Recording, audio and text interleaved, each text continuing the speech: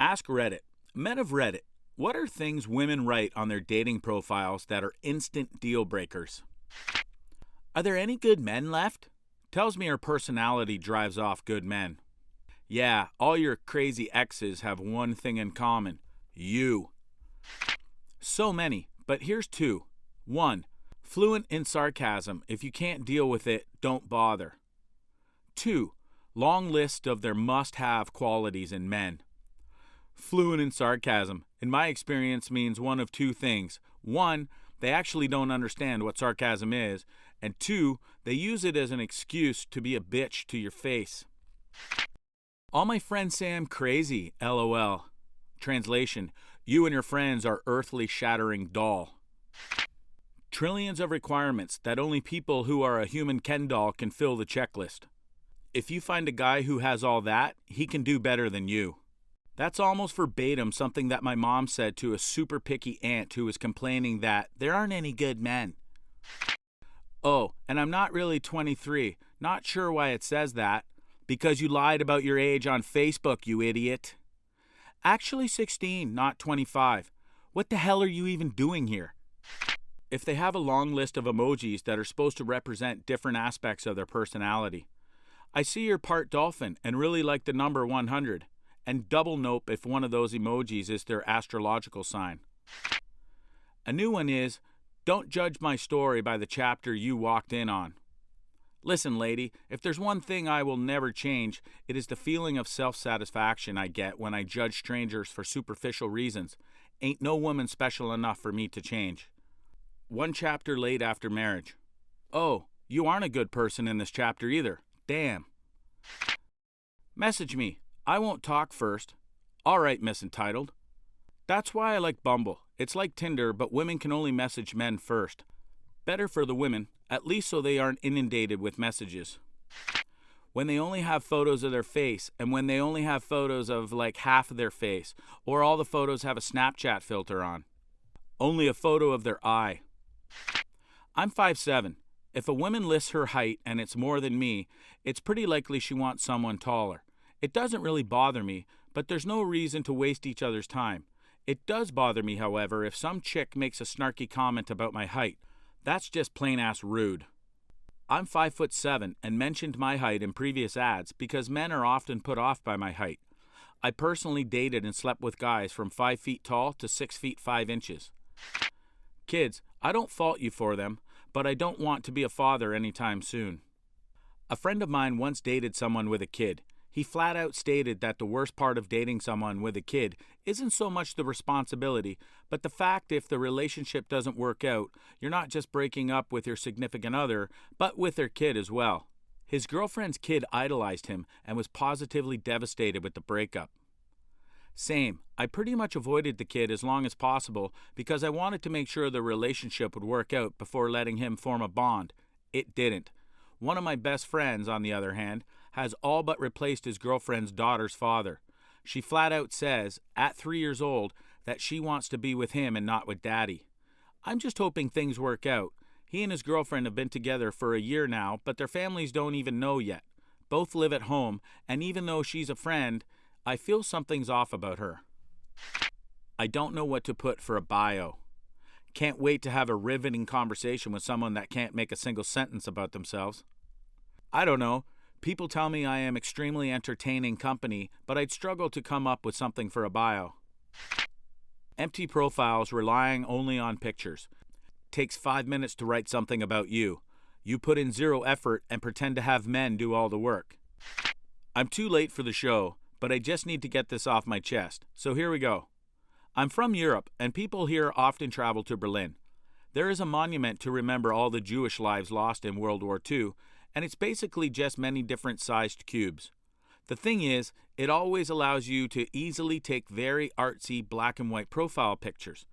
To me, this is disrespectful, as stupid to all the people killed. Therefore, every time a girl has this kind of picture on her Tinder profile, it is an instant left swipe for me.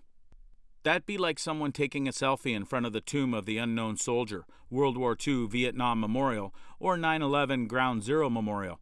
You don't disrespect the literal etchings of history, and you certainly don't do so for a dating profile picture.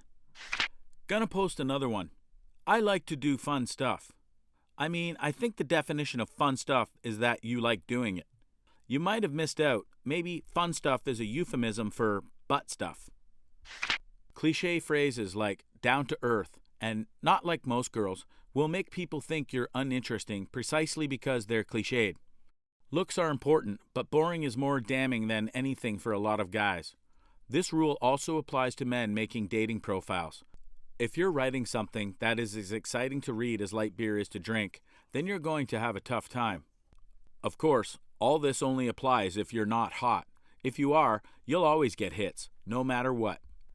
This is code for, I have internalized misogyny and I'm unnecessarily competitive with other women. Any mention of how important either religion or horses are to her. My ex used to always talk about how when she was growing up they had horses and her parents owned a market, yet they were dirt poor. That's not how dirt poor works. My sister has had horses since she was little. She's recently turned her obsession into a successful business, but I've seen how much coin my dad has had to drop on that obsession over the past 30 years. I could find my dream girl, but if she's got a horse pick, I'm hopping right out of there. Don't want none of that. Profiles with a lot of complaints about the messages they receive. If you're sick of receiving just hey, maybe you should send the first message for a change and realize it's not easy. I notice a lot of women complain about this, but most have a really empty or shallow profile. It's kind of hard to strike up conversation about a shared interest or anything interesting when there's nothing substantial to go off. The result of which in super interesting messages like hey. You must have a large sum of money in your 401k to date me. Lady, it's just a date, not a marriage. My 401k isn't any of your business. Oh, so many. Fluent in sarcasm. I see this all the time.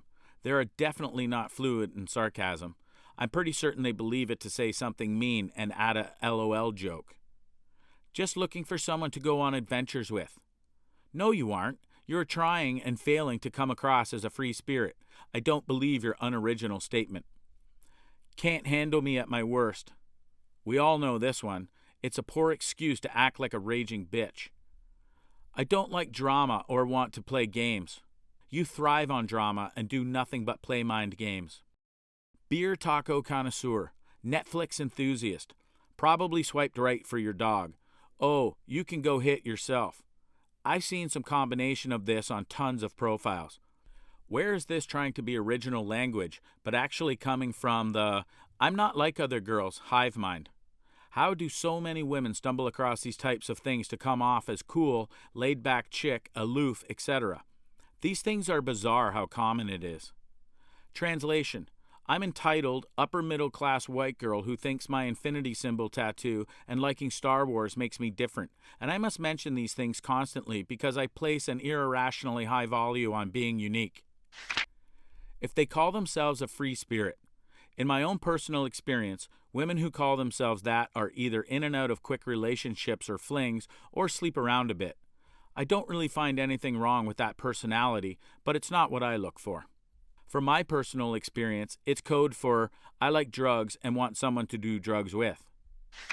I'm just looking for a sugar daddy. Look, dear, even I have my standards, and being blatantly taken advantage of is beyond that line. At least she's upfront about it. It would be worse if you weren't warned and she's siphoning money from you. I smoke. I never know what they're referring to. Personally, I don't take the chance to date a smoker. As a former smoker, this really bothers me, especially on my transition off of nicotine. It's awesome we've got to the point where weed is fine, but cigs are not. You aren't changing your partner with cancer when you smoke weed around them, at least not at nearly the same rate. And dank is a savory smell, while ashy is just suffocating. If you look at the dating profiles of a lot of women in the U.S. South, one exceptionally cringy line you'll see is, I'm an ex looking for my redneck Romeo. That line always got an instant block from me. As a Southern gal, I'm saddened to see people put that, and your description is spot on. If you're looking for someone to get along with, it shouldn't matter what region he comes from. Also, Romeo was kind of a pedo. I don't know who's looking for that, but it ain't me. Height requirements. Everyone's a little shallow, but wearing on your sleeve is a deal breaker. I want a girl who's in shape, but I wouldn't say it on the profile. As a short dude, I understand why this is on girls' profiles. Most superficial things are pretty easy to just see from profile pics or from chatting with the person. It's very hard to know someone's height just from pictures of their face, or even from pics with other people. It's way more disappointing to me, personally, when I feel I make a connection with a girl only to have her respond with, "How tall are you?" after we have been pleasantly chatting for a while. If you aren't attracted to me, that's fine. Not everyone is. But I don't want to waste my time with it if it's not going to work anyway. Must be 6 feet or taller. I get it, everyone has their own body preferences. But if I wager I put on my profile, must have D-size breasts or larger, there would be a problem. Unoriginal and or cliche quotes. Believing being a total "see you next Tuesday" is a cute quirk to have, and same with mental illness. No, I don't want to be the Joker to your Harley Quinn. Because mental illness has become trendy, in my experience though, most people who go on about having one or more aren't actually suffering from it and have no real understanding of the illness they claim to have. Most common examples I see are OCD, anxiety, and depression. People going on and on about having OCD because they are such neat freaks and hate seeing things out of order, or having anxiety because they hate public speaking. Most people don't like those things. As for depression, just because you cried at a sad movie or because your best friend stopped talking to you doesn't make you clinically depressed. Spain and Portugal, or some other short list of countries. Are you from there? Is your family from there? Did you go there? Do you want to go there? A lot of the times, those are literally the only words in their bio. Gemini, loves science. Seeing these two things next to each other gave me a good laugh, but no date. Just here for the free dinner. Seriously? I get that there's a solid chance you're joking here, but why would you write that for your bio? But worse than all of that is nothing. No bio at all. What's that supposed to represent about your personality? As a woman, this entire thread is highly entertaining to me, but this one made me laugh the most. TBF, this is something I would write, ironically.